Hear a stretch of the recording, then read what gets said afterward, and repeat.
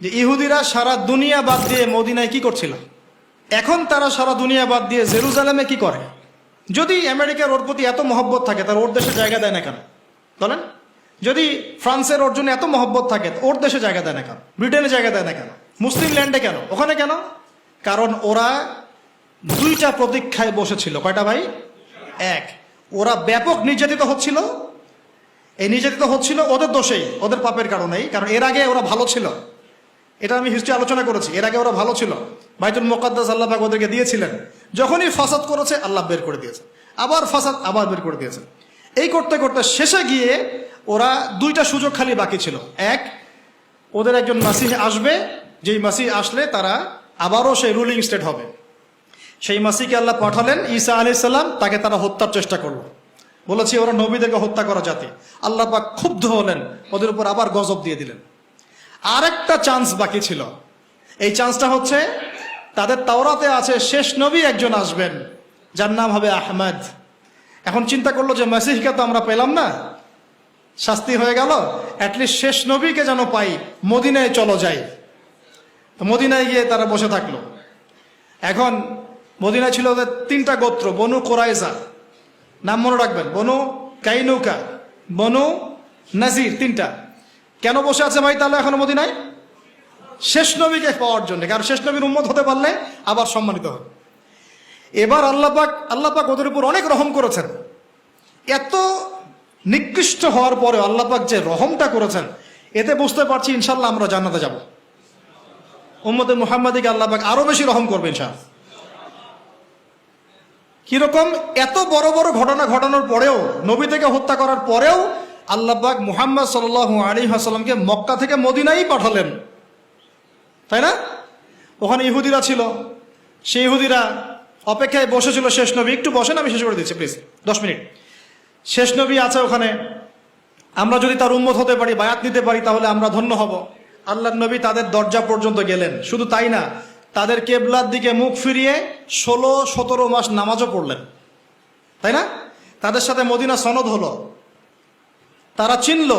কিভাবে চিনলো? সূরা বাকারায় আছে, ইয়ারিফুনাহু কামা ইয়ারিফুনা আবনাআহুম। তারা নিঃসন্দেহে তাকে চিনে। তাকে বলতে আমাদের নবী সাল্লাল্লাহু আলাইহি ওয়াসাল্লামকে চিনে, ঠিক যেমন করে তারা তাদের সন্তানদেরকে চিনে। কেউ কি সন্তানকে চিনতে ভুল করে? তাহলে চেনার পরেও কেন ঈমান আনলো না? হঠকারিতা, হিংসা, আগের উদ্ধত আচরণ, আগের খাসলত। এবং আল্লাহ নবী আসছেন বনু ইসমাইল থেকে, আর ওরা হচ্ছে বনু ইসরাইল। এখানে সমস্যা, এই সমস্যার কারণ। 17 মাস সময় ছিল, ব্যাস বন্ধ হয়ে গেল, দরজা বন্ধ হয়ে গেল। এখন আল্লাহ পাক বললেন, তোমরা এখন কেবলা পরিবর্তন করে নাও, ওইদিকে আর মুখ করে নামাজ পড়তে হবে না। কেবলাও পরিবর্তন হয়ে গেল, মানে ইহুদি খ্রিস্টান সবার সাথে আমাদের একটা বিচ্ছিন্নতা হয়। তোমাদের সাথে আমরা চলি না, তোমরা আলাদা, আমরা আলাদা। এর আগ পর্যন্ত আমরা একসাথে চলেছি, এক কেবলায় নামাজ পড়েছি। আল্লাহ নবী প্রমাণ করতে চাচ্ছেন, আল্লাহ পাক প্রমাণ করতে চাচ্ছেন যে সবাই মুসলিম উম্মাহ, যারা আল্লাহর প্রতি আত্মসমর্পণ করবে সবাই মুসলিম। তোমরা যেমন বনু ইসরাইলের যুগে দাউদের আন্ডারে ছিলে আলাইহিস সালাম, সুলাইমানের আন্ডারে ছিলে আলাইহিস সালাম, তখন তোমরা যেমন ইসলামের উপর ছিলে, ঠিক একইভাবে মুহাম্মদ সাল্লাল্লাহু আলাইহি ওয়াসাল্লাম নতুন দিন নিয়ে আসেন নাই, তিনি ওই দিনটাই নিয়ে আসছেন, তাই না? এটা প্রমাণ করা হলো, কিন্তু তারা এটাকে স্বীকার করলো না। এবার এই দ্বিতীয় হিজরিতে কেবলা পরিবর্তন হয়েছে। কত হিজরি? এই দ্বিতীয় হিজরিতেই কেবলা পরিবর্তন হয়েছে। এই দ্বিতীয় হিজরিতেই রমজানের সম ফরজ করা হয়েছে। আর এই দ্বিতীয় হিজরিতেই এই বদরের যুদ্ধ হয়েছে। একই হিজরিতে এতগুলো ঘটনা। রোজা রেখে সাহাবীরা বদর যুদ্ধ করেছে। যুদ্ধের পরে আপনারা জানেন যে আমাদের জয়লাভ হলো, আরবের মধ্যে একটা বড় শক্তি হিসেবে আত্মপ্রকাশ করলাম।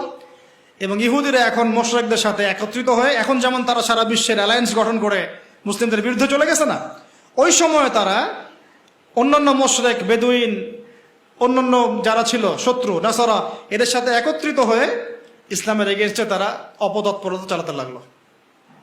একে একে যুদ্ধ হতে লাগলো। বনু নাজির, বনু কাইনুকা, বনু কুরাইজা, খায়বার। আল্লাহ নবীর জীবদ্দশায় মদিনার এই 8 থেকে 9 বছরেই ইহুদিদের সাথে 4টা যুদ্ধ হয়েছে। কয়টা? আমি বলে নেই, যখন নবীজি যুদ্ধ করছেন তখন তার বয়স 57, তার বয়স 56, তার বয়স 58, তার বয়স 60। এই বয়সেও নবী সাল্লাল্লাহু আলাইহি ওয়াসাল্লাম তাদের বিরুদ্ধে যুদ্ধ করে অস্ত্র দিয়ে যুদ্ধ করলেন এবং তাদেরকে এখান থেকে বের করে দেয়া হলো। প্রত্যেকটা বার যুদ্ধ হয়েছে এ কারণেই যে তারা আমাদের সাথে গাদ্দারি করেছে, ঠিক যেটা এখন করে যাচ্ছে। সর্বশেষ আমাদের নবী সাল্লাল্লাহু আলাইহি ওয়াসাল্লাম ইন্তেকাল করার আগে, জাস্ট ইন্তেকালের কয়েকদিন আগে নবীজি বলে যাচ্ছেন শেষ কথাগুলো, তোমরা শোনো হে আমার উম্মত, আমার কবরকে উপাসনার জায়গা বানাবে না, রাষ্ট্রদূতদেরকে সম্মান করবে, সলাতের ব্যাপারে যত্নবান থাকবে, তোমাদের অধীনস্থদের ব্যাপারে যত্নবান থাকবে, আরব উপদ্বীপ থেকে ইহুদিদেরকে বের করে দেবে। আমার কি পঞ্চম লাইনটাকে আপনাদের কানে গিয়েছে?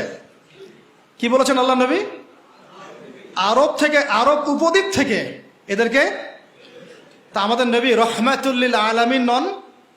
পুরো বিশ্ববাসীর জন্য রহমত না?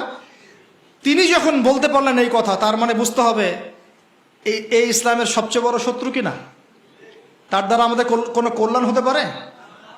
এরপর এই ওসিয়তটা বাস্তবায়ন করেছেন উমর রাদিয়াল্লাহু আনহু। একটা একটা করে ধরে ধরে ধরে বের করে দিন, যা বেরো এখান থেকে। আমার নবী বলে গেছেন এই কথা, আমার নবী বলে গেছেন এই ওসিয়ত করতে, আমরা না করে যাই কিভাবে? এখন সেই ইহুদিদের সাথে আমরা মিত্রতা করেছি, তাদের আন্ডারে আমরা আছি, ওদের সাথে লেনদেন, ওদের সাথে বন্ধুত্ব, ওদেরকে স্বীকৃতি দেওয়া, সম্পর্ক স্বাভাবিক করার চেষ্টা করা, কত কি নাটক চলতেছে এখন। ওই জন্য পিটাচ্ছে, আমাদের ভাইদেরকে পিটাচ্ছে, আমরা এতে আনন্দিত না, কিন্তু আমাদের ভাইরা মার খাচ্ছে এই গাদ্দারদের কারণেই। চতুর্দিক থেকে তাদেরকে ব্লক করে মারা হচ্ছে। যদি এমন হতো যে আরব প্রতিবেশী রাষ্ট্রগুলো তাদের সহানুভূতি দেখাতো বা শক্তি প্রদর্শন করত, ঐক্যবদ্ধ হয়ে একটা আওয়াজ তুলতো, ওরা কি এভাবে হত্যা করতে পারতো? এদেরকে আগে বশ করে নিয়েছে, নিয়ে পুরা দরজা বন্ধ করে পিটানো শুরু করেছে। আগে মসজিদে সবাইকে ঢুকিয়েছে, মনে করেন, ঢুকিয়ে দরজা বন্ধ করে আগুন লাগাই দিয়েছে।